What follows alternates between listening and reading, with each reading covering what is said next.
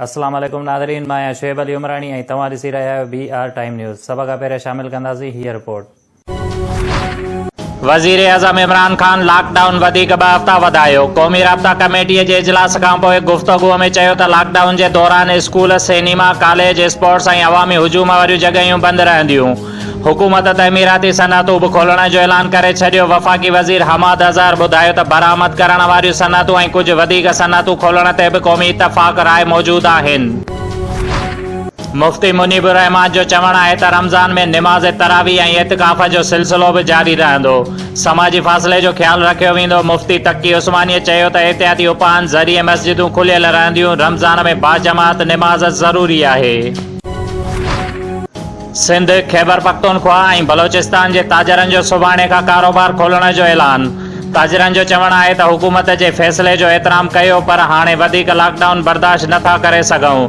तिजारती मर्कज़ बंदि हुजण सबबि मज़दूर तबिको बि बुरी तरह सां मुतासिर आहे ऐं पंजाब में बि ताजिर बिरादरीअ जो महदूद वक़्त लाइ कारोबार खोलण जे इजाज़त ॾियण जो मुतालबो।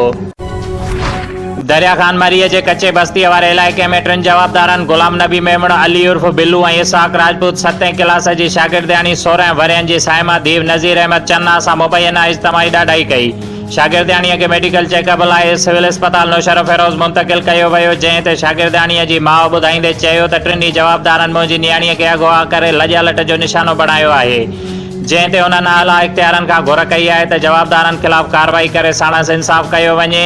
ऐं SHO दरिया खान मरीअ ॿुधायो त जल्दी वाक़िए जो केस दाख़िल करे 3 जवाबदारनि खे गिरफ़्तार कयो वेंदो।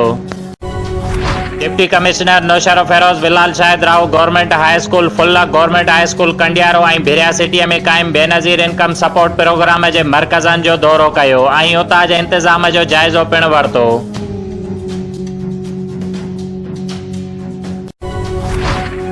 सखर में लिबरल कॉलोनीअ खां पोइ रोहड़ी बाईपास अता हुसैन शाह डिग्री कॉलेज रोहड़ीअ में बि कोरोना जे ख़दशे सबबि तबलीगी जमायत जे माण्हुनि खे उते रखियो वियो आहे ऐं उते पुलिस जी नफ़री पिणु तैनात कई वई आहे ऐं फोर्स जो गश्त पिणु शुरू कयो वियो आहे। थी सघे थो त उन कॉलेज खे बि करंटीना सेंटर में मुंतक़िल कयो वञे। शुएब अली उमरानीअ खे ॾींदा इजाज़त। वधीक ख़बरुनि ऐं अपडेट्स लाइ ॾिसंदा रहो BR टाइम न्यूज़।